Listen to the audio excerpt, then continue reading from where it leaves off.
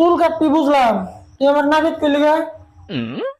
তোর ভাবি নাবিদ, তোর চাচাই নাবিদ, তোর চোদ্দ গোষ্ঠী নাবিদ।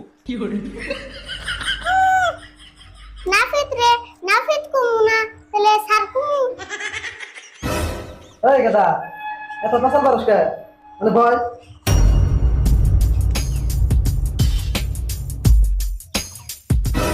এই গাদা, নাভিত রে কোনোদিন নাভিত কর না কেনা, মিস্ত্রি কর নাকি?